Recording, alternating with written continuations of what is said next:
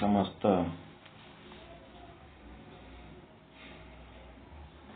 ಶುದ್ಧ ಬ್ರಹ್ಮ ಸ್ವರೂಪರಲ್ಲಿ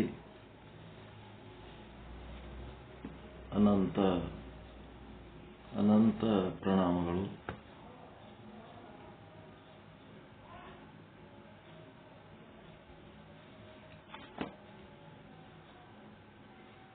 ಶ್ರೀ ವೀರಶೈವಾನಂದ ಚಂದ್ರಿಕೆ ಮರಿತೋಂಟದಾರ್ಯರ ಮೂಲಕೃತಿ.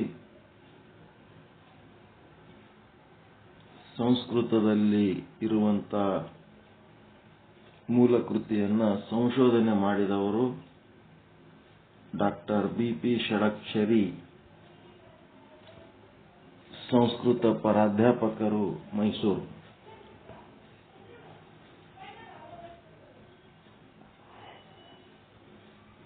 ಈ ಒಂದು ಗ್ರಂಥದಲ್ಲಿ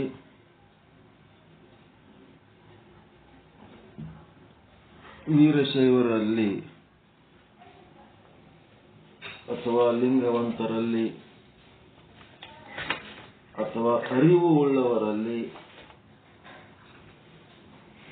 ಇರಬೇಕಾದ ಸಮಗ್ರ ಮಾಹಿತಿಗಳು ಈ ಒಂದು ಗ್ರಂಥದಲ್ಲಿ ಅದಾವ. ಸಾಕಷ್ಟು ಸಾರಿ ಹೇಳಿನಿ, ಈ ಗ್ರಂಥ ತರಿಸಿಟ್ಕೊಳ್ರಿ ಅಂತ. ಇದ್ರೊಳಗ ಕರ್ಮ, ಉಪಾಸನೆ, ಜ್ಞಾನ ಎಲ್ಲ ಇದೆ. ನಾವು ಏನ್ ಮಾಡೀವಿ, ಈ ಗ್ರಂಥದ ಹೃದಯ ಭಾಗವಾದ ಅಷ್ಟಾವರಣ, ಪಂಚಾಚಾರ, ಶಟಸ್ಥಲಗಳನ್ನ ಅಧ್ಯಯನ ಮಾಡ್ತಿದ್ದೀವಿ. ಗುರು ಆವರಣವನ್ನ ಈಗಾಗಲೇ ಅಧ್ಯಯನ ಮಾಡಿ ಆಯಿತು. ಲಿಂಗದ ಆವರಣ, ಎರಡನೇ ಆವರಣವನ್ನ ನಾವು ಅಧ್ಯಯನ ಮಾಡ್ತಾ ಇದ್ದೇವೆ. ಲಿಂಗಾವರಣ. ಅಷ್ಟಾವರಣಗಳಲ್ಲಿ ಎರಡನೇ ಸ್ಥಾನದಲ್ಲಿರುವ ಲಿಂಗವು ವೀರಶೈವದ ತಳಹದಿ, ಇದು ಫೌಂಡೇಶನ್. ಅದು ಗೌರಿಶಂಕರ ಶಿಖರವೂ ಹೌದು.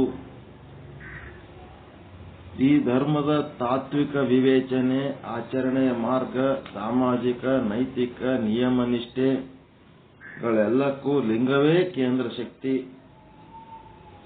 ಧರ್ಮಕ್ಕೂ ಅದೇ ಬೇಕು, ಆಧ್ಯಾತ್ಮಿಕತೆಗೂ ಅದೇ ಬೇಕು, ತಾತ್ವಿಕತೆಗೂ ಅದೇ ಬೇಕು, ಆಚಾರಕ್ಕೂ ಅದೇ ಬೇಕು, ವಿಚಾರಕ್ಕೂ ಅದೇ ಬೇಕು, ನೈತಿಕ ಎಲ್ಲದಕ್ಕೂ ಲಿಂಗನೇ ಮೂಲ ಶಕ್ತಿ ಕೇಂದ್ರ. ಇದರ ಸುತ್ತ ಉಳಿದೆಲ್ಲ ಅಂಶಗಳು ಬೆಳೆದು ಬಂದವು.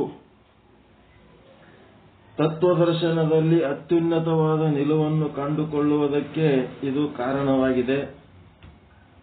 ಸಾಮಾಜಿಕ ವ್ಯವಸ್ಥೆಯಲ್ಲಿ ಇರುವ ವಿಷಮತೆ, ಅಸಮಾನತೆಯನ್ನ ತೊಡೆದು ಹಾಕಿ ಸರ್ವ ಸಮಾನತೆಯನ್ನ ಸಾಧಿಸುವುದಕ್ಕೂ ಇದು ಸಾಧನವಾಗಿದೆ. ಇಂಥ ಲಿಂಗದ ಕಲ್ಪನೆ ಬಹಳ ಪ್ರಾಚೀನವಾದದ್ದು. ವೇದ ಪೂರ್ವ ಯುಗದ ಸಿಂಧೂ ಸಂಸ್ಕೃತಿಯಲ್ಲಿಯೇ ಇದರ ಬೇರುಗಳು ಸಿಕ್ಕಿರುವುದು ಕಾಣಬಹುದು. ಇಡೀ ಬ್ರಹ್ಮಾಂಡ ಸಮಷ್ಟಿ ಸ್ವರೂಪವನ್ನೇ ಲಿಂಗ ರೂಪದಲ್ಲಿ ಕಾಣಲು ಈ ವಿವರಣೆ ಪ್ರಯತ್ನ ಪಡುತ್ತಿದೆ. ಈ ಲಿಂಗದ ಬಗ್ಗೆ ಆವರಣ ಏನದ, ಲಿಂಗಾವರಣ. ನಾವು ವೇದಾಂತದೊಳಗ ಆವರಣ ಅಂದ್ರೆ ಮುಚ್ಚಿ ಹಾಕಿದಂತ ಅಜ್ಞಾನಕ್ಕೆ ನಾವು ಆವರಣ ಅಂತೀವಿ. ಇಲ್ಲಿ ಇರೋ ಆವರಣ ಏನದ ಅಂದ್ರೆ ಇದು ರಕ್ಷಾ ಕವಚ. ಅಷ್ಟ ಆವರಣಗಳು ಅಂತಂದ್ರ ಇಲ್ಲಿ ಆವರಣದ ಅರ್ಥ ಬೇರೆ.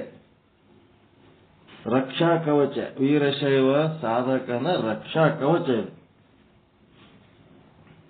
ಈ ಆವರಣದಲ್ಲಿ ಏನು ಹೇಳ್ತಾ ಇದ್ದಾರೆ ಅಂತಂದ್ರೆ, ಇಡೀ ವಿಶ್ವವನ್ನ ಲಿಂಗ ರೂಪದಲ್ಲಿ ಕಾಣಬೇಕು.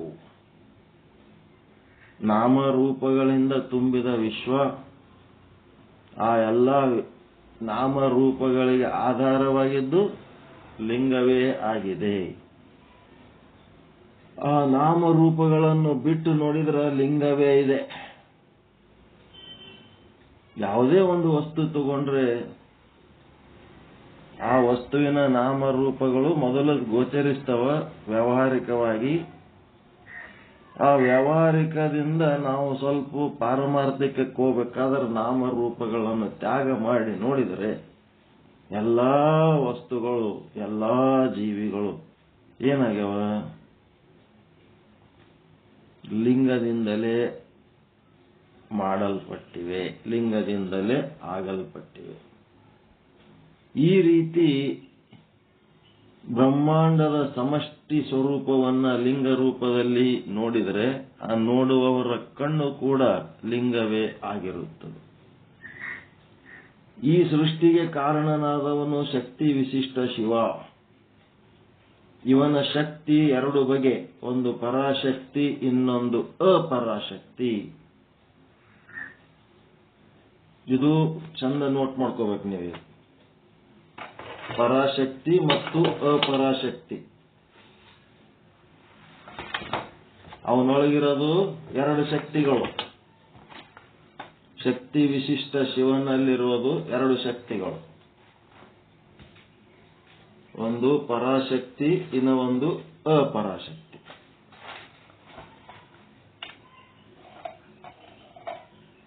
ಮರಿತು ಉಂಟದ ಆರ್ಯರ ಒಂದು ವಿಶ್ಲೇಷಣೆಯ ಪ್ರಕಾರ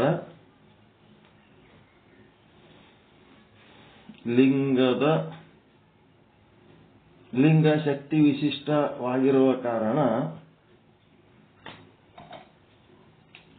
ನೋಟ್ ಮಾಡ್ಕೊಳ್ರಿ, ಇದು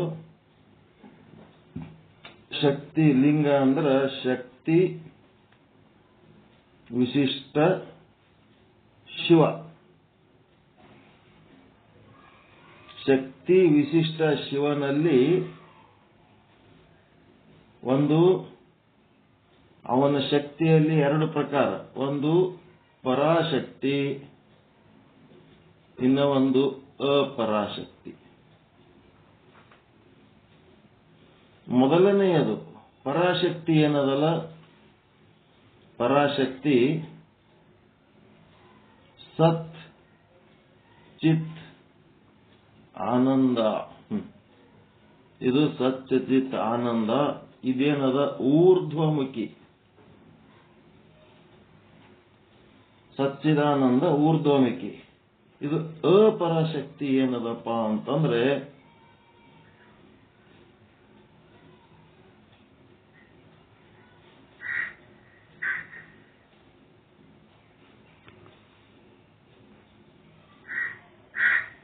ಈ ಲೌಕಿಕ ಏನದಲ್ರಿ, ಅದೇನು ಅಸತ್, ತೋರಿಕೆಯ ಜಗತ್ತು, ಅಚಿತ್ತು ಅಂದ್ರೆ ಅಜ್ಞಾನ, ದುಃಖ, ಹಿಂಗೇನದಲ್ಲ, ಇದೇನದ ಅಧೋಮುಖಿ ಅದ.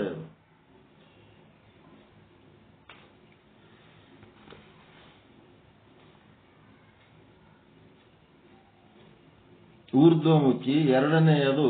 ಇಲ್ಲೇನಂತೀರಿ, ಇದಕ್ಕ ಸತ್ ಚಿತ್ ಆನಂದ ಅಂತಂದ್ರೆ ಇಲ್ಲೇನ್ ಸೇರಿಸ್ತೀರಿ? ಈಗ ಸತ್ ಚಿತ್ ಆನಂದ ಜಾಗದಾಗ ಪರಾಶಕ್ತಿ ಒಳಗೆ ಸತ್ ಚಿತ್ ಆನಂದ ಸೇರಿಸಿದ್ರ ಈ ಅಸತ್ತು ಅಚಿತ್ತು ಇದಕ್ಕೆ ಕಾರಣ ಯಾವುದು? ಸತ್ವ ರಜ ತಮ, ಪ್ರಕೃತಿಯ ಗುಣಗಳು. ಒಂದ್ ಕಡೆ ಸತ್ ಚಿತ್ ಆನಂದ ಮಾಡ್ರಿ, ಇನ್ನ ಒಂದ್ ಕಡೆ ಸತ್ವ ರಜ ತಮ ಮಾಡ್ರಿ. ಅದು ಷಟ್ಕೋನ, ಒಂದು ತ್ರಿಕೋನ ಮೊದಲು ಹಾಕ್ತಿರಿ, ಆಮೇಲೆ ಅದ್ರ ಮೇಲೆ ಇನ್ನ ಒಂದು ಉಲ್ಟಾ ಕೋನ ಹಾಕ್ತಿರಿ. ಷಟ್ಕೋನ ಲಿಂಗವನ್ನ ನಿಮ್ಮ ಅಂಗೈಯೊಳಗೆ ಹಿಡ್ಕೋಬೇಕಾದ್ರೆ ಮೊದಲು ಒಂದು ತ್ರಿಕೋನ ಹಾಕ್ತಿರಿ. ಮೊದಲು ಹಾಕ ತ್ರಿಕೋನ ಯಾವುದು? ಪರಾಶಕ್ತಿ. ಸತ್ ಚಿತ್ ಆನಂದ, ಅದು ತ್ರಿಕೋನ. ನೆಕ್ಸ್ಟ್ ಅಪರಾಶಕ್ತಿ ಅಂತಂದ್ರ ಸತ್ವ ರಜ ತಮ, ಇದು ಅಧೋಮುಖ. ಊರ್ಧ್ವಮುಖವಾದ ಷಟ್ಕೋನ, ಒಂದು ಮೇಲ್ಮುಖವಾದ ಷಟ್ಕೋನ ಹಾಕ್ರಿ, ಒಂದು ಕೆಳಮುಖವಾದ ಷಟ್ಕೋನ ಹಾಕ್ರಿ. ಷಟ್ಕೋನ ಅಲ್ಲ, ತ್ರಿಕೋನ. ಊರ್ಧ್ವಮುಖವಾದಂತ ಏನು ತ್ರಿಕೋನ ಏನದಲ್ಲ, ಅದು ಸತ್ತು ಚಿತ್ತು ಆನಂದ. ಕೆಳಮುಖವಾದ ತ್ರಿಕೋನ ಏನದ ಅಂತಂದ್ರೆ ಸತ್ವ ರಜ ತಮ. ಸತ್ವ ರಜ ತಮ ಗುಣಗಳಿರುವ ಪ್ರಕೃತಿ ಏನದ ಅಪರಾಶಕ್ತಿ. ಈ ಅಪರಾಶಕ್ತಿ ಏನ್ ಮಾಡ್ತದಪ್ಪ ಅಂದ್ರೆ ನಮ್ಮನ್ನ ಅಧೋಮುಖ ಕೆಳಿಸ್ತದ. ಸತ್ ಚಿತ್ ಆನಂದ ಇರುವಂತ ಒಂದು ಪರಾಶಕ್ತಿ ಏನದ ನಮ್ಮನ್ನ ಊರ್ಧ್ವಮುಖಕ್ಕ ಎತ್ತುತ್ತದ. ಅದಕ್ಕೆ ಬಸವಣ್ಣನವ್ರು ಏನ್ ಹೇಳ್ಯಾರ, ಕಾಲಲ್ಲಿ ಕಟ್ಟಿದ ಗುಂಡು. ವಚನ ಕೇಳಿರಿಲ್ಲ? ಈಗ ಆ 3 ಷಟ್ಕೋನಗಳು ಏನದಾವ, ಒಂದು ತಲೆ ಕೆಳಗೆ ಹಾಕಿದ್ದ ಷಟ್ಕೋನ, ಒಂದು ತಲೆ ಮೇಲೆ ಹಾಕಿದ ಷಟ್ಕೋನ, ಇವೆಲ್ಲ ಕೂಡ್ಸಿದ್ರ ತ್ರಿಕೋನ. ತಲೆ ಮ್ಯಾಲಿರೋ ತ್ರಿಕೋನ, ತಲೆ ಕೆಳಗಿರೋ ತ್ರಿಕೋನ ಎರಡು ಒಂದ್ರ ಮೇಲೆ ಒಂದು ಹಾಕಿಬಿಟ್ರೆ ಷಟ್ಕೋನ ತಯಾರಾಗ್ತದೆ. ಆ 6 ಕೋನಗಳ ಅರ್ಥ ಗೊತ್ತಾಗಿರ್ಬೇಕು ಈಗ ನಿಮಗೆ.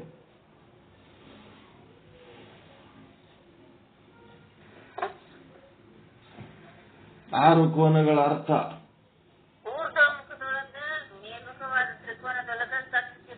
ಆನಂದ 3 ಬರ್ತಾವ.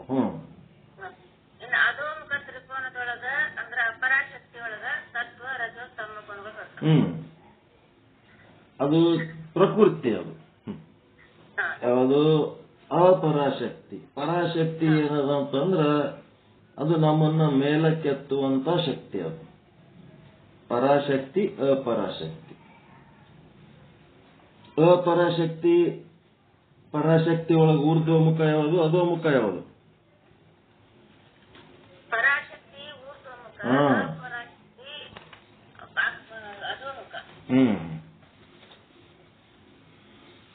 ಅದಕ್ಕೆ ಇಲ್ಲೇನಾಯ್ತು, ಮ್ಯಾಲೆ ಎತ್ತದು ಒಂದು ತತ್ವ ಅದ ನಮ್ಮಲ್ಲಿ ಪರಾಶಕ್ತಿ, ಕೆಳಗೆಳೆ ದಬ್ಬದು ಇನ್ನೂ ಒಂದು ಶಕ್ತಿ ಅದ. ಈ 2 ಶಕ್ತಿಗಳ ನಡುವಾಗ ನನ್ನ ಪರಿಸ್ಥಿತಿ ಏನ್ ನಡೆದದು ನೋಡಪ್ಪ. ಕಾಲಲ್ಲಿ ಕಟ್ಟಿದ ಗುಂಡು, ಕೊರಳಲ್ಲಿ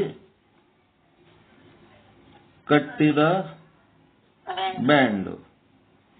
ಯಾವುದು ಕಾಲಲ್ಲಿ ಕಟ್ಟಿದ ಗುಂಡು? ಯಾವುದು? Very good.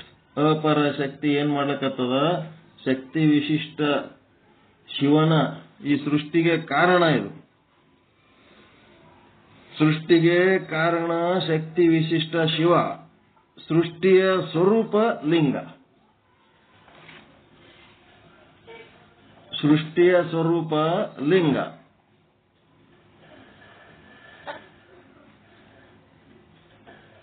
ಸೃಷ್ಟಿಯ ಸ್ವರೂಪ ಲಿಂಗ, ಸೃಷ್ಟಿಗೆ ಕಾರಣ ಶಕ್ತಿ ವಿಶಿಷ್ಟ ಶಿವ. ಇಲ್ಲಿ ಏನ್ ಹೇಳ್ತಾರ, ಮೊದಲದು ಗ್ರಹಣ ಮಾಡೋದು ಕಲಿಬೇಕು. ಲಿಂಗ ಏನದ, ಇಡೀ ಸೃಷ್ಟಿನೇ ಏನದ ಲಿಂಗದ ಸ್ವರೂಪ ಅದ. ಅಲ್ಲಿ ಸೃಷ್ಟಿಗೆ ಕಾರಣ ಆಗಿದ್ದ ಯಾವುದಪ್ಪ ಅಂದ್ರೆ ಶಕ್ತಿ ವಿಶಿಷ್ಟ ಶಿವ. ಆ ಶಿವನಲ್ಲಿ 2 ಶಕ್ತಿಗಳದವ, ಒಂದು ಪರಾಶಕ್ತಿ, ಒಂದು ಅಪರಾಶಕ್ತಿ. ಪರಾಶಕ್ತಿ ಒಳಗ ಸತ್ ಚಿತ್ ಆನಂದ ಅಂತವ, ಒಂದು ಪರಾಶಕ್ತಿ, ಇನ್ನೊಂದು ಅಪರಾಶಕ್ತಿ. ಮೊದಲನೆಯದು ಸತ್ ಚಿತ್ ಆನಂದವಾತ್ಮಕ ಊರ್ಧ್ವಮುಖ, ಎರಡನೆಯದು ಸತ್ವ ರಜಸ್ ತಮಸ್ಸು ತ್ರಿಗುಣಾತ್ಮಕ, ಇದು ಅಧೋಮುಖಿ. ಇವೆರಡನ್ನು ತ್ರಿಕೋಣಗಳಿಂದ ತೋರಿಸಬಹುದು. ಊರ್ಧ್ವಮುಖಿಯಾದ ಸಚ್ಚಿದಾನಂದ ತ್ರಿಕೋಣದ ಮೇಲೆ ಅಧೋಮುಖಿಯಾದ ತ್ರಿಗುಣಾತ್ಮಕ ತ್ರಿಕೋಣವಿದೆ. ಇವೆರಡಕ್ಕೂ ಕಾರಣನಾದ ಪರಶಿವನನ್ನು ಶೂನ್ಯದಿಂದ ಸೂಚಿಸಬಹುದು. ಎರಡಕ್ಕೂ ಕಾರಣನಾದಂತ ಪರಶಿವ ಏನದ ಅವನಿಗೆ ಶೂನ್ಯ ಅಂತಾರ. ಈ 2ರ ಮೇಲೆ ನಿಲ್ಲುತ್ತದೆ ಆ ಶೂನ್ಯ. ಶೂನ್ಯ ಅಂತಂದ್ರ ಏನೂ ಇಲ್ಲದ ಖಾಲಿ ಶೂನ್ಯ ಅಲ್ಲ. ಖಾಲಿ ಶೂನ್ಯ ಯಾರ್ದು? ಗೌತಮ ಬುದ್ಧ ಹೇಳೋದು ಖಾಲಿ ಶೂನ್ಯ. ಬುದ್ಧನ ಶೂನ್ಯ ಖಾಲಿ, ಏನೂ ಇಲ್ಲದ ಶೂನ್ಯ. ಈ ವೀರಶೈವ ತತ್ವ ಅಥವಾ ಬಸವಾದಿ ಶರಣರ ತತ್ವ ಅಥವಾ ಶಿವಾಗಮಗಳ ತತ್ವ, ವಚನ ಸಾಹಿತ್ಯ, ಸಿದ್ಧಾಂತ ಶಿಖಾಮಣಿ ಇದು ಹೇಳೋದೇನಪ್ಪ ಅಂತಂದ್ರ ಸತ್ವ ರಜ ತಮ ಗುಣಗಳುಳ್ಳ ಅಪರಾಶಕ್ತಿ ಮತ್ತು ಸತ್ ಚಿತ್ ಆನಂದ ವಿಶೇಷಣಗಳುಳ್ಳ ಪರಾಶಕ್ತಿ ಇವೆಲ್ಲವುಗಳನ್ನು ಒಳಗೊಂಡಂತ ಶೂನ್ಯ. ಇವನ್ನ ಬಿಟ್ಟು ಶೂನ್ಯ ಅಲ್ಲ, ಎಲ್ಲನೂ ಒಳಗೊಂಡಂತ ಶೂನ್ಯ ಅದು. ಇವೆರಡಕ್ಕೂ ಕಾರಣನಾದ ಪರಶಿವನನ್ನು ಶೂನ್ಯದಿಂದ ಸೂಚಿಸಬಹುದು. ಈ ಎರಡರ ಮೇಲೆ ನಿಲ್ಲುತ್ತದೆ ಆ ಶೂನ್ಯ. ಆಗ ಅದರ ಒಟ್ಟು ಆಕಾರ ಲಿಂಗದ ಆಕಾರಕ್ಕೆ ಮೂಲವಾಗುತ್ತದೆ.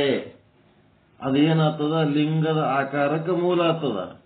ಲಿಂಗದೊಳಗ ಇದಕ್ಕೇನ್ ಮಾಡ್ಬೇಕು? ಲಿಂಗ ಮಾಡ್ಬೇಕು. ಷಟ್ಕೋನಕ್ಕೆ ಲಿಂಗ ಹಾಕ್ಬೇಕು. ತೆಳಗ ಒಂದು ಫ್ಲಾಟ್ ಗಡಿ ಹಾಕ್ಬೇಕು, ಮೇಲೆ ಇದು ಹಾಕ್ಬೇಕು.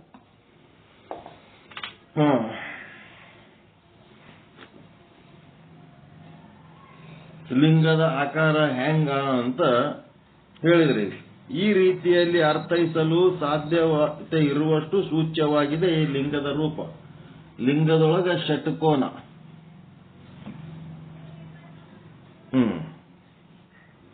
ಬಹುಶಃ ಪ್ರಾರಂಭದಲ್ಲಿ ಲಿಂಗದ ಆಕಾರವನ್ನು ರೂಪಿಸಲು ಪ್ರೇರಕವಾದುದೆಂದರೆ ಇಡೀ ವಿಶ್ವದ ಆಕಾರ. ಲಿಂಗ ಹಿಂಗ್ಯಾಕ ಅರ್ಧ ಗೋಳಾಕಾರ ಆದ ಅಂತಂದ್ರೆ ಇಡೀ ವಿಶ್ವವನ್ನ ನಾವು ಲಿಂಗದ ರೂಪದಲ್ಲೇ ಕಾಣಬಹುದು. ಅದನ್ನು ನೋಡಿದ್ರೆ ಇಡೀ ವಿಶ್ವ ಲಿಂಗದ ಆಕಾರದಾಗೆ ಅದ.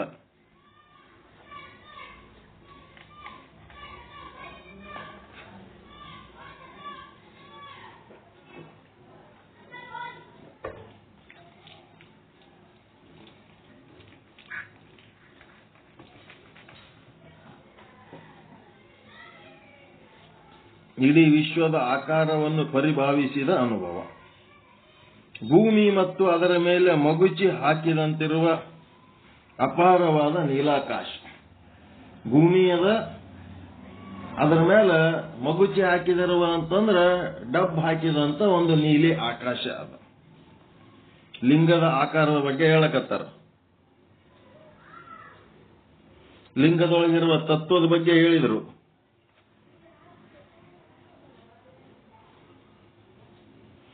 ಲಿಂಗದ ಆಕಾರ ಹೆಂಗದಪ್ಪ?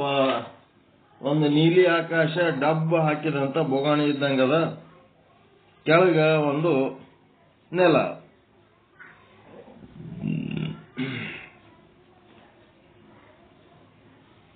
ಇದರ ಸಾಂಕೇತಿಕ ನಿರೂಪಣೆಯಾಗಿ ಲಿಂಗ ರೂಪ ತಳೆಯಿತೆಂದು ಹೇಳಬಹುದು. ಇದರದು ಸಾಂಕೇತಿಕ ನಿರೂಪಣೆ ಲಿಂಗ ರೂಪ ತಳೆಯಿತು. ಅನಂತರ ಅದು ಹೆಚ್ಚು ಹೆಚ್ಚು ಪರಿಷ್ಕೃತವಾಗುತ್ತಾ ಬಂದಂತೆ ತೋರುತ್ತದೆ ಮತ್ತು ಅದು ಶಿವನ ನಿರಾಕಾರದ ಸಂಕೇತ ಎಂಬ ಭಾವನೆಯೂ ಬೆಳೆಯುತ್ತದೆ. ನಿರಾಕಾರ ಲಿಂಗ ಅಂತಂದ್ರೆ ಅದಕ್ಕೆ ಯಾವ ಆಕಾರ ಇಲ್ಲ, ಮನುಷ್ಯರ ಆಕಾರ ಇಲ್ಲ, ಪ್ರಾಣಿಗಳ ಆಕಾರ ಇಲ್ಲ, ಯಾವ ಸೂರ್ಯ ಚಂದ್ರರ ಆಕಾರ ಇಲ್ಲ. ಹಿಂಗಾಗಿ ಯಾವುದೂ ಆಕಾರ ಇಲ್ಲದಕ್ಕೆ ಅದಕ್ಕೆ ನಿರಾಕಾರ ಲಿಂಗ ಅಂತಾರೆ. ಈ ಸ್ಥಾವರ ಲಿಂಗಗಳಂತೆಯೇ ದೇಹದ ಮೇಲೆ ಲಿಂಗವನ್ನು ಧರಿಸುವ ಪರಂಪರೆಯು ಬಹು ಪ್ರಾಚೀನವಾದಂತಹದ್ದು.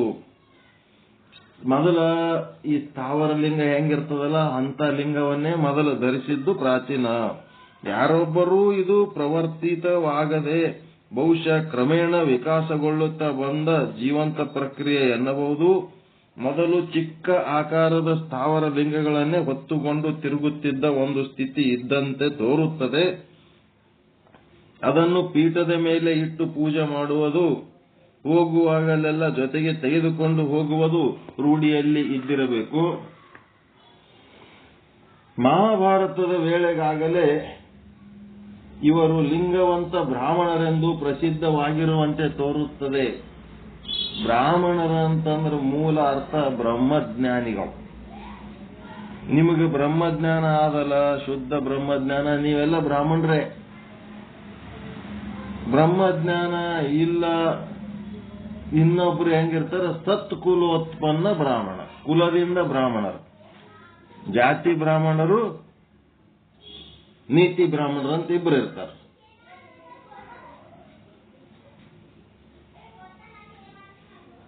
ಅದಕ್ಕೆ ನಾವು ಜಾತಿಲಿಂತ ಬ್ರಾಹ್ಮಣರಿಲ್ಲ ಅಂದ್ರೂ ನೈತಿಕವಾಗಿ ನಾವು ಬ್ರಾಹ್ಮಣರೇ ಇದೀವಿ. ಬ್ರಹ್ಮಜ್ಞಾನ ಇದ್ದವರು ಬ್ರಾಹ್ಮಣರು. ಹಂಗ ಇಲ್ಲೇನದ, ಲಿಂಗ ಇದ್ದವರು ಇವರಿಗೆ ಏನಂದ್ರು ಲಿಂಗವಂತ ಬ್ರಾಹ್ಮಣರೆಂದು ಪ್ರಸಿದ್ಧ ಆಗ್ಯಾರ. ಅರಿವಿದ್ದವ್ರಂತ ಬ್ರಾಹ್ಮಣರಂದ್ರೆ ಮತ್ತೇನಲ್ಲ, ಅರಿವಿದ್ದವ್ರಂತ. ಲಿಂಗ ಅಂದ್ರೆ ಅರಿವು. ಅನುಶಾಸನ ಪರ್ವ,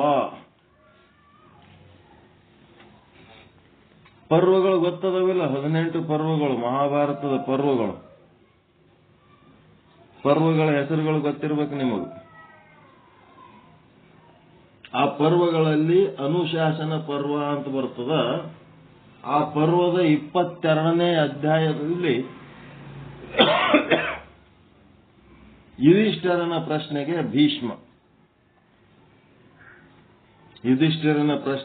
ಭೀಷ್ಮ ಆಚಾರ ಸಂಪನ್ನರಾದ ಲಿಂಗವಂತ ಮತ್ತು ಲಿಂಗವಿಲ್ಲದ ಬ್ರಾಹ್ಮಣರಿರುವರು ದಾನವನ್ನ ತೆಗೆದುಕೊಳ್ಳುವುದಕ್ಕೆ ಯೋಗ್ಯರು ಎಂದು ಹೇಳುವುದು ಕಂಡುಬರುತ್ತದೆ. ಲಿಂಗವಂತ ಬ್ರಾಹ್ಮಣರು ಮತ್ತೆ ಲಿಂಗ ಕಟ್ಟಿಕೊಳ್ಳಾರ್ದ ಬರೀ ಜನಿವಾರದವರು. ಲಿಂಗ ಇಲ್ಲದ ಬ್ರಾಹ್ಮಣರು ಅಂದ್ರೆ ಜನಿವಾರ ಬ್ರಾಹ್ಮಣರು, ಲಿಂಗ ಕಟ್ಟಿಕೊಂಡ ಬ್ರಾಹ್ಮಣರು ಅಂತಂದ್ರೆ ವೀರಶೈವರು. ಇವರಿಬ್ರು ದಾನವನ್ನ ತೆಗೆದುಕೊಳ್ಳುವುದಕ್ಕೆ ಯೋಗ್ಯರೆಂದು ಹೇಳಿರುತ್ತಾರೆ. ಇದು ಮಹಾಭಾರತದೊಳಗೆ ಹೇಳಿದಂತ ಒಂದು ಉಲ್ಲೇಖ. ಇದು ಕ್ರಮೇಣ ಹೆಚ್ಚು ಪರಿಷ್ಕೃತ ರೂಪವನ್ನು ಪಡೆಯುತ್ತಾ ಇಷ್ಟಲಿಂಗದ ಪರಿಕಲ್ಪನೆಗೆ ದಾರಿ ಮಾಡಿ ಕೊಟ್ಟಿರಬಹುದು.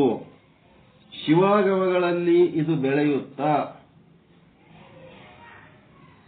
ಇಂಥ ಈ ಲಿಂಗಧಾರಣ ವೀರಶೈವನಿಗೆ ಎಷ್ಟು ಅವಶ್ಯಕ, ಅದರ ಮಹತ್ವವೇನು ಎಂಬುದಕ್ಕೆ ಕೃತಿಕಾರರು, ಯಾರು ಕೃತಿಕಾರರಂದ್ರ ಮರಿತೋಂಟದಾರ್ಯರು, ಇವರು BP ಷಡಕ್ಷರಿ ಅವರೇನು ಸಂಶೋಧಕರು. ಏನ್ ಹೇಳ್ತಾರ? ಶಿವಲಿಂಗವನ್ನ ದೇಹ ಇರುವವರೆಗೂ ಅತಿ ಸ್ಥಿರವಾದ ಮನಸ್ಸಿನಿಂದ ಒಡಗೂಡಿ ಧರಿಸುವುದೇ ಶ್ರೇಷ್ಠವಾದ ಋತ. ಶಿವಲಿಂಗವನ್ನ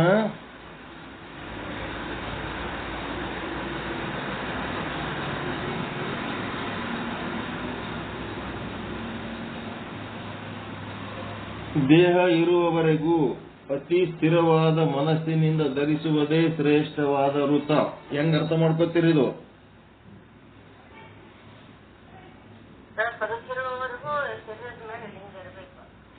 ಅದು ಶರೀರದ ಮೇಲಿರುವ ಲಿಂಗ ಕುರುಹು, ಕುರುಹುನೂ ಇರಬೇಕು. ಅಂಗದ ಮೇಲಿನ ಲಿಂಗ ಆಗಲಬಾರದು ಅಂತಂದ್ರೆ ಅರಿವುನೂ ಇರಬೇಕು. ಶರೀರದ ಮೇಲೆ ಕುರುಹು ಇಟ್ಕೊಂಡು ಅರಿವು ಇರ್ಲಿಲ್ಲ ಅಂದ್ರೆ ಏನ್ ಮಾಡ್ತಾರೆ?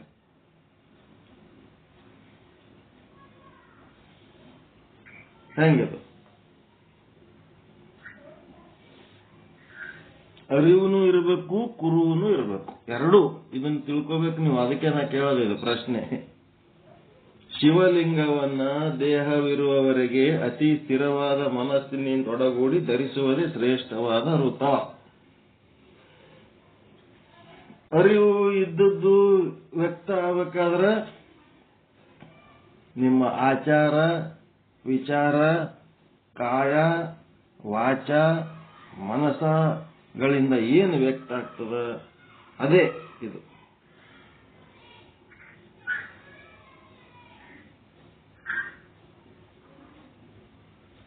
ಹಣೆಯಲ್ಲಿ ವಿಭೂತಿಯನ್ನ, ಕಂಠದಲ್ಲಿ ರುದ್ರಾಕ್ಷಿ ಮಾಲೆಯನ್ನ, ಶಿವಲಿಂಗವನ್ನ ಯಾವನು ಪ್ರತಿ ದಿವಸವೂ ಧರಿಸುವನೋ ಅವನು ಸಾಕ್ಷಾತ್ ಪರಶಿವನೇ ಆಗುತ್ತಾನೆ.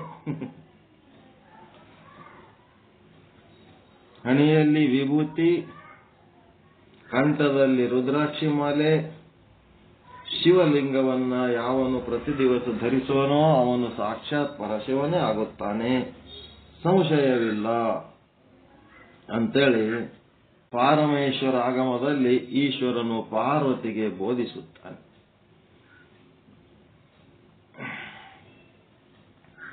ಲಿಂಗವು ಸ್ಥೂಲವೆಂತಲೂ ಸೂಕ್ಷ್ಮವೆಂತಲೂ ಪರಾತ್ಪರವೆಂತಲೂ ಮೂರು ವಿಧ. ಕಂಠದಲ್ಲಿ ಧರಿಸಿದ ಇಷ್ಟಲಿಂಗವೇ ಸ್ಥೂಲಲಿಂಗ. ಕಂಠ ಕುತ್ತಿಗೆಯಲ್ಲಿ ಧರಿಸಿದರೆ ಅದು ಸ್ಥೂಲ ಲಿಂಗ. ಕಂಠ ಅಂತಂದ್ರೆ ಇಲ್ಲಿ ನೀವು ಕೊಳ್ಳೆಗೆ ಹಾಕೋತಿರಲ್ಲ, ಕೊರಳಲ್ಲಿ ಅತಿ ಬರಿಬೇಕು, ಬಿಟ್ಟಿಗೆ ಕಂಠ ಅಂತ ಬರದ. ಕೊರಳಲ್ಲಿ ಧರಿಸ್ತಿರಲ್ಲ ಲಿಂಗ, ಅದು ಸ್ಥೂಲ ಲಿಂಗ. ಮತ್ತೆ ಒಳಗಿರುವಂಥದ್ದಲ್ಲ ಸೂಕ್ಷ್ಮ ಲಿಂಗ, ಅದಕ್ಕೆ ಪ್ರಾಣಲಿಂಗ ಅಂತಾರ. ಅದಕ್ಕೆ ಇದು ಮನಸ್ಸಿನಲ್ಲಿ ಭಾವನಾ ರೂಪವಾಗಿರುತ್ತದೆ. ಅದಾದ್ಮೇಲೆ ತೃಪ್ತಿ ಲಿಂಗ ಅಂತಂದ್ರೆ ಪರಾತ್ಪರ ಲಿಂಗ, ಒಳಗಿರಂತ ಒಂದು ಲಿಂಗ. ಇದು ಭಾವನೆಗೆ ಅತೀತವಾದದ್ದು, ಅವ್ಯಕ್ತವಾದದ್ದು, ಪರಬ್ರಹ್ಮ ಸ್ವರೂಪವಾದದ್ದು, ಶಿವ ಎಂಬ ನಾಮಧೇಯ ಉಳ್ಳದ್ದು. ತೃಪ್ತಿ ಲಿಂಗ ಅಂದ್ರೆ ಆನಂದ ಸ್ವರೂಪ ಇರೋದು, ಕೂಟಸ್ಥಗಂತಾರೆ, ಮತ್ತೇನಂತಾರೆ. ಈ ಮೂರು ಲಿಂಗಗಳಲ್ಲಿ ಸ್ಥೂಲವಾದ ಇಷ್ಟಲಿಂಗವು ಎಲ್ಲ ಅನಿಷ್ಟಗಳನ್ನು ಪರಿಹರಿಸುವುದರಿಂದ, ಈ ಮೂರು ಲಿಂಗಗಳಲ್ಲಿ ಸ್ಥೂಲವಾದ ಇಷ್ಟಲಿಂಗವು ಎಲ್ಲ ಅನಿಷ್ಟಗಳನ್ನು ಪರಿಹರಿಸುವುದರಿಂದ ಬಹಳ ಎಚ್ಚರಿಕೆಯಿಂದ ಎಡಬಿಡದೆ ದೇಹದಲ್ಲಿ ಧರಿಸತಕ್ಕದ್ದು. ಎಲ್ಲ ಅನಿಷ್ಟಗಳನ್ನ ಪರಿಹಾರ ಮಾಡ್ತದ ಇಷ್ಟಲಿಂಗ ಸ್ಥೂಲವಾದ ಈ ಮೂರು ಲಿಂಗಗಳಲ್ಲಿ. ನೀವು ಒಳಗ ಹೆಂಗದಿರೋ ಎಂತ ಲಿಂಗ ಅದು ಪ್ರಶ್ನೆ ಬೇರೆ. ಮ್ಯಾಲಂತೂ ಈ ಲಿಂಗ ಧರಿಸಿದ್ರಿ ಅಂತಂದ್ರ ಎಲ್ಲ ಅನಿಷ್ಟಗಳನ್ನ ಪರಿಹಾರ ಮಾಡ್ತದ. ಹೀಗಾಗಿ ಎಚ್ಚರಿಕೆಯಿಂದ ಎಡಬಿಡದೆ ದೇಹದಲ್ಲಿ ಧರಿಸತಕ್ಕದ್ದು ಎಂದು ಸಿದ್ಧಾಂತ ಶೇಖರ ಎನ್ನುವ ಗ್ರಂಥದಲ್ಲಿ ಹೇಳಿದ್ದಾರೆ.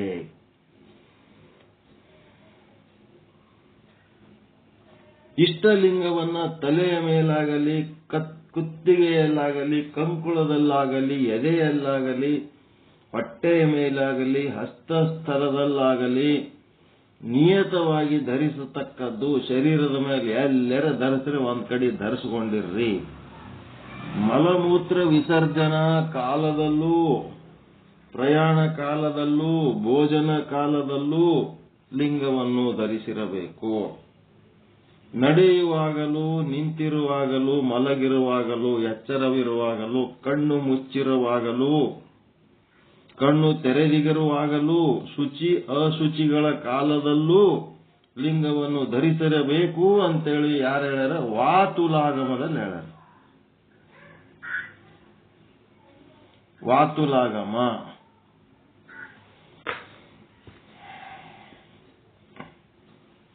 ಶ್ರೀ ಗುರುವು ವೇದ ಮಂತ್ರ ಕ್ರಿಯಾ. ವೇದ ದೀಕ್ಷೆ ಅಂತಂದ್ರೆ, ವೇದ ದೀಕ್ಷೆ ಅಂದ್ರೆ ಏನ್ ಮಾಡ್ತಾನ್ರಿ ಗುರು ಆದವನು? ವೇದ ದೀಕ್ಷೆ, ಮಂತ್ರ ದೀಕ್ಷೆ, ಕ್ರಿಯಾ ದೀಕ್ಷೆ ಅಂತದವಲ್ಲ.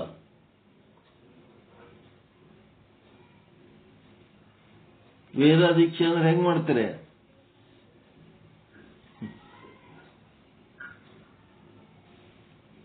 ವೇದ ವೇದ ತ ತ ಧ ವೇದ ದೀಕ್ಷೆ ಅಂದ್ರೆ ಹೆಂಗ್ ಮಾಡ್ತೀರಿ? ಗುರು ಆದವನ್ ಏನ್ ಮಾಡ್ತಾನ? ನಿಮ್ಮ ಎದಿ ಮೇಲಿಂದ ಮತ್ತ ತಲೆ ಮೇಲಿಂದ ಒಂದು ಮುಷ್ಟಿ ಹಂಗ ತಲೆ ಮೇಲೆ ಕೈ ಇಟ್ಟು ಒಂದು ಮುಷ್ಟಿಗತ್ಲೆ ತೆಕ್ಕೋತಾನ.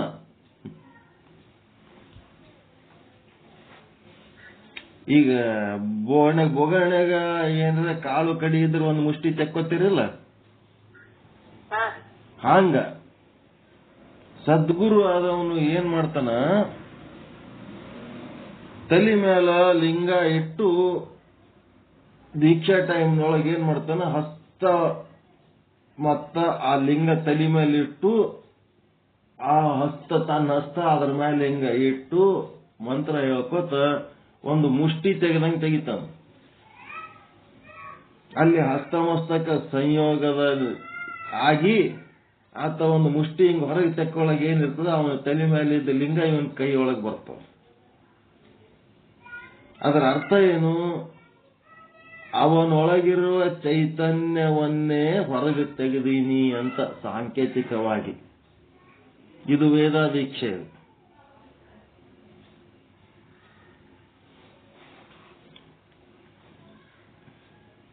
ವೇದ ದೀಕ್ಷೆ ಒಳಗ ಹಸ್ತಮಸ್ತಕ ಸಂಯೋಗ ಮಾಡಿ ಒಂದು ಮುಷ್ಟಿಯನ್ನ ಅದರಿಂದ ತೆಗೆದು ಅದರೊಳಗಿಂದ ಲಿಂಗ ತೆಗೆದು ಏನ್ ಮಾಡ್ತಾನಂತ, ಎರಡನೇದು ಇಷ್ಟಲಿಂಗ ಅಂತೇಳಿ ಅವನು ಕೊಳ್ಳಿ ಕಟ್ತಾನ.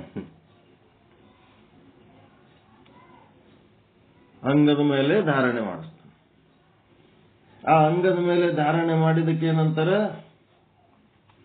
ಕ್ರಿಯಾದೀಕ್ಷೆ, ಮತ್ತ ವೇದ ದೀಕ್ಷೆ, ಮತ್ತೇನದ ಮಂತ್ರ ದೀಕ್ಷೆ. ಕಿವಿ ಒಳಗ, ಎಡಕಿನ ಕಿವಿ ಒಳಗ ಓಂ ನಮಃ ಶಿವಾಯ ಮಂತ್ರ ಹೇಳ್ತಾರೆ.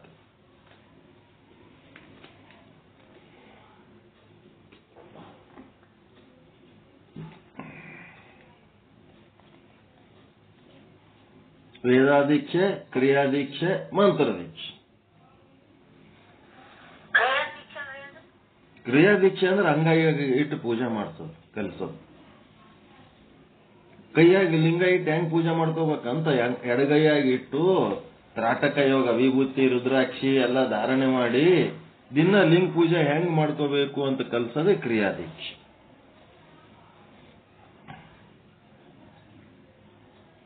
ಕ್ರಿಯೆ ಮಾಡ್ಬೇಕಲ್ಲ, ಏನಾರ ಒಂದು ಶರೀರದಿಂದ ಪರಮಾತ್ಮನಿಗಾಗಿ. ಅದಕ್ಕೆ ಲಿಂಗದ ಸಂಗತಿ ಏನ್ ಕ್ರಿಯೆ ಮಾಡ್ತೀರಿ? ಲಿಂಗ ಪೂಜೆ ಮಾಡ್ಕೊತೀರಿ. ಮತ್ತೆ ಮಂತ್ರ ದೀಕ್ಷೆ ಅಂದ್ರೆ ಮಂತ್ರ, ಓಂ ನಮಃ ಶಿವಾಯ ಮಂತ್ರ, ಎಡಕಿನ ಕಿವಿ ಒಳಗ ಹೇಳೋದು ಮಂತ್ರ. 3 ರೀತಿ ದೀಕ್ಷೆಗಳು. ಇದು ದೀಕ್ಷೆ. ಇದ್ರೊಳಗೆ ಏನದ ಅಂತಂದ್ರೆ ಶ್ರೀ ಗುರು, ವೇದ, ಮಂತ್ರ, ಕ್ರಿಯಾರೂಪ.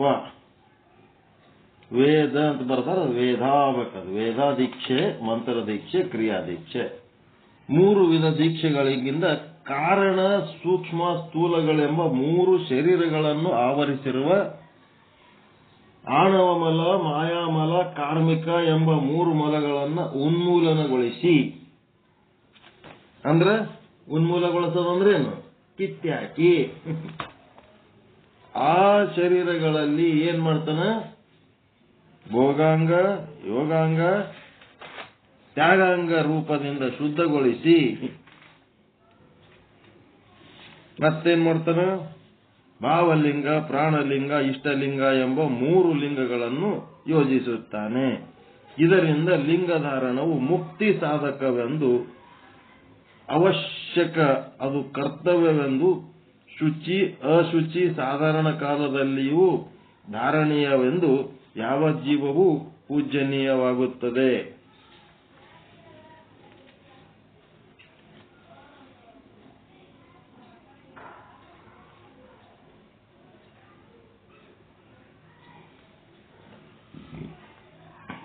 ಮೂರು 4 ಕಾಲಮ್ ಹಾಕೊಳ್ರಿ. ಇಲ್ಲಿ ದೀಕ್ಷೆ ಅಂತ ಫಸ್ಟ್ ಕಾಲಮ್ನಾಗ ಬರ್ಕೊಳ್ರಿ. ವೇದ,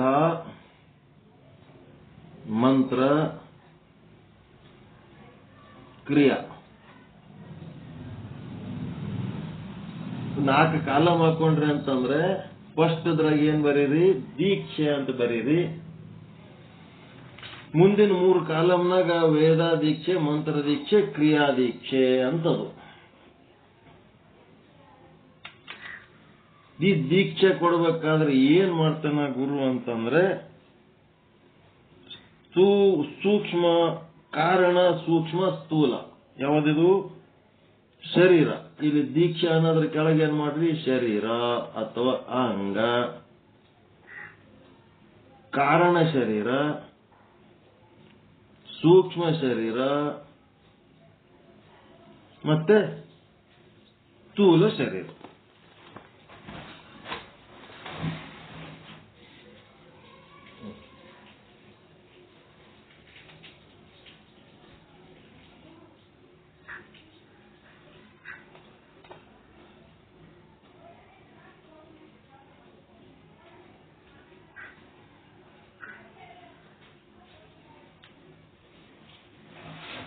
ಮೂರು ಶರೀರ ಬರ್ಕೊಂಡ್ರಿ.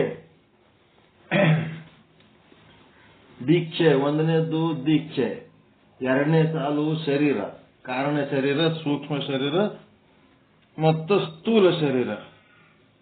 ಈ ಶರೀರದೊಳಗ ಆವರಿಸಿರುವಂತ ಮಲಗಳು, ಕಾರಣ ಶರೀರದೊಳಗ ಆಣವ ಮಲ. ಸೂಕ್ಷ್ಮ ಶರೀರದೊಳಗ ಮಾಯಾಮಲ. ಸ್ಥೂಲ ಶರೀರದೊಳಗ ಕಾರ್ಮಿಕ ಮಲ.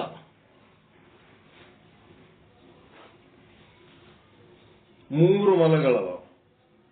ಈ ಮೂರು ಮಲಗಳನ್ನ ಉನ್ಮೂಲನಗೊಳಿಸ್ತಾನ. ಉನ್ಮೂಲನಗೊಳಿಸೋದು ಅಂದ್ರೆ ಕಿತ್ತು ಹಾಕ್ತಾನ ಗುರುವಾದವ. ಕಿತ್ತು ಹಾಕಿ ದೀಕ್ಷೆಯ ಕಾಲದಲ್ಲಿ ಏನ್ ಮಾಡ್ತಾನೆ ಅಂತಂದ್ರೆ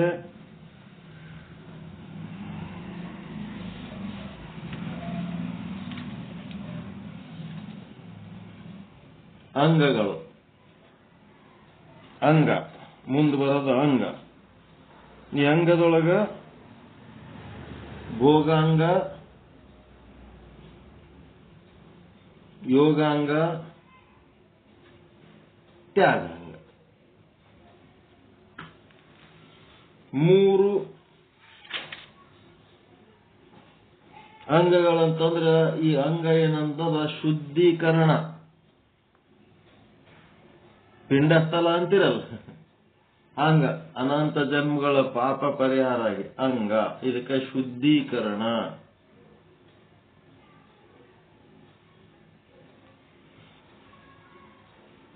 ಎಲ್ಲ ಓಸು ಅಂಗಗಳಲ್ಲ. ಯಾವುದು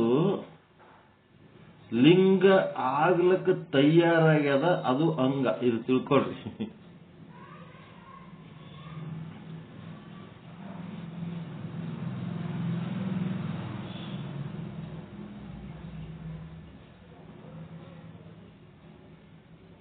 ಈಗ ಎಲ್ಲ ಮನುಷ್ಯರು ಜೀವರುಗಳು ಅಂತೀರೇನು?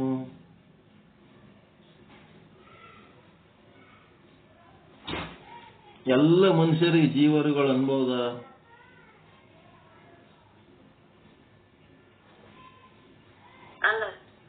ಮತ್ತೇನಂತೀರ?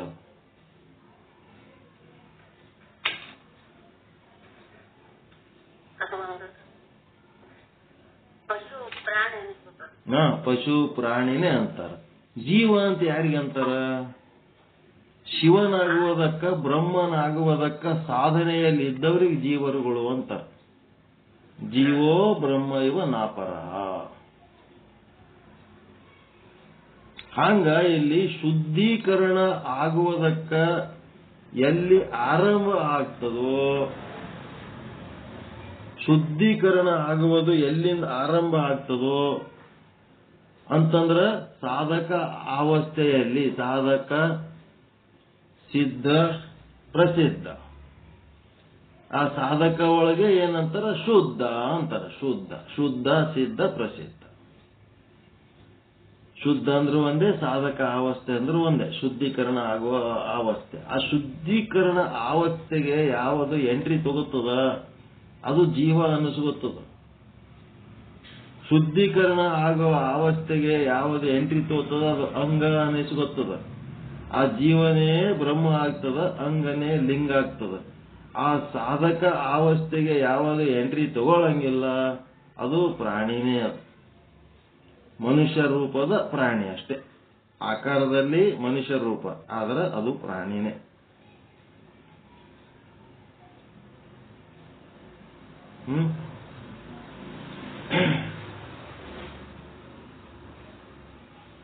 ಮುಂದೆ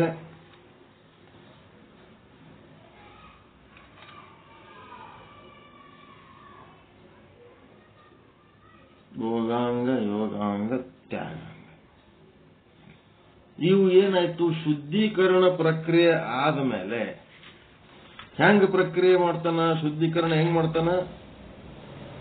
ಆ ಒಂದು ಕಾರಣ ಶರೀರದಲ್ಲಿರುವ ಆಣವಮಲವನ್ನು ತೆಗೆದುಹಾಕುವ ಮೂಲಕ, ಸೂಕ್ಷ್ಮ ಶರೀರದಲ್ಲಿರುವ ಮಾಯಾಮಲವನ್ನು ತೆಗೆದು ಹಾಕುವ ಮೂಲಕ, ಕ್ರಿಯಾ ಅಂತಂದ್ರೆ ಸ್ಥೂಲ ಶರೀರದಲ್ಲಿರುವಂತ ಕಾರ್ಮಿಕ ಮಲವನ್ನು ತೆಗೆದು ಹಾಕಿದಾಗ ಅದೇನಾಗ್ತದ? ಭೋಗಾಂಗ, ಯೋಗಾಂಗ, ತ್ಯಾಗಾಂಗಗಳಾಗ್ತಾವ. ಶುದ್ಧ ಆದ್ಮೇಲೆ ಆ ಶುದ್ಧವಾದಂತ ಅಂಗದಲ್ಲಿ ಏನ್ ಮಾಡ್ತಾನಪ್ಪ ಅಂದ್ರೆ 3 ಲಿಂಗಗಳನ್ನ ಪ್ರತಿಷ್ಠಾಪನೆ ಮಾಡ್ತಾನೆ.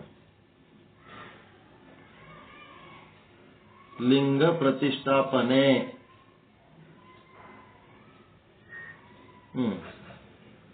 ಲಿಂಗ ಪ್ರತಿಷ್ಠಾಪನೆ ಅಂತಂದ್ರೆ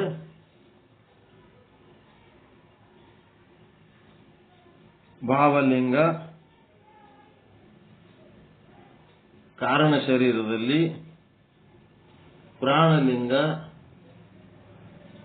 ಸೂಕ್ಷ್ಮ ಶರೀರದಲ್ಲಿ, ಸ್ಥೂಲ ಶರೀರದಲ್ಲಿ ಇಷ್ಟಲಿಂಗ. ಇಷ್ಟು ಮಾಡ್ತಾನೆ ದೀಕ್ಷೆ. 5 ಐಟಮ್ಗಳು 5 ಸಾಲು ಬರ್ಕೊಂಡ್ರೆ 1ನೇ ಸಾಲು ದೀಕ್ಷೆಯ ಬಗ್ಗೆ ಹೇಳ್ತದ. ವೇದ ದೀಕ್ಷೆ, ಮಂತ್ರ ದೀಕ್ಷೆ, ಕ್ರಿಯಾ ದೀಕ್ಷೆ. 2ನೇ ಸಾಲು ಆ ದೀಕ್ಷೆ ಯಾವ ಶರೀರಕ್ಕೆ ಕೊಡ್ಲಿಕ್ಕತ್ತದ ಅಂತ ಶರೀರ ಹೇಳ್ತದ. ಕಾರಣ ಶರೀರ, ಸೂಕ್ಷ್ಮ ಶರೀರ, ಸ್ಥೂಲ ಶರೀರ. ಆ ಕಾರಣ ಶರೀರದಿಂದ ಮುಂದೆ ಮಲಗಳು ಹೇಳ್ತದ. 3ನೇ ಸಾಲು ಕಾರಣ ಶರೀರದಲ್ಲಿ ಆಣವ ಮಲ ಅದ, ಸೂಕ್ಷ್ಮ ಶರೀರದಲ್ಲಿ ಮಾಯಾಮಲ ಅದ, ಸ್ಥೂಲ ಶರೀರದಲ್ಲಿ ಕಾರ್ಮಿಕ ಮಲ. ಗುರುವಾದವನು ದೀಕ್ಷೆಯ ಸಮಯದಲ್ಲಿ ಆ ಮಲಗಳನ್ನ ತೆಗೆದುಹಾಕಿ ಅವುಗಳಿಗೆ ಏನ್ ಮಾಡ್ತಾನ, ಶುದ್ಧೀಕರಣವಾದ ಅಂಗ ಮಾಡ್ತಾನ. ಭೋಗಾಂಗ, ಯೋಗಾಂಗ, ತ್ಯಾಗಾಂಗ. ಹಿಂದೆ ಏನ್ ಮಾಡಿದಿ ಆಯ್ತು, ಹಿಂದಿಂದ ಬಿಟ್ಬಿಡು.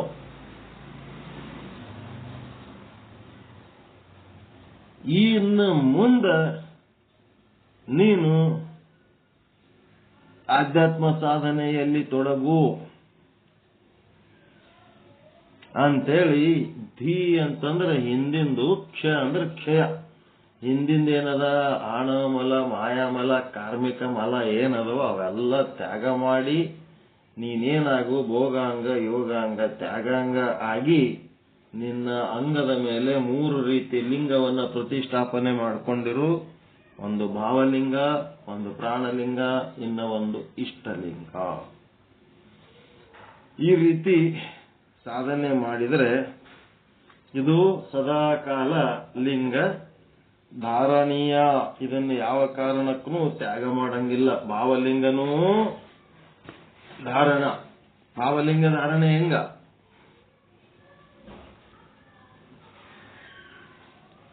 ಭಾವಲಿಂಗ ಧಾರಣೆ ಹೆಂಗ್ ಮಾಡ್ತೀರಿ? ಭಾವ ಅಂದ್ರೆ ಏನು?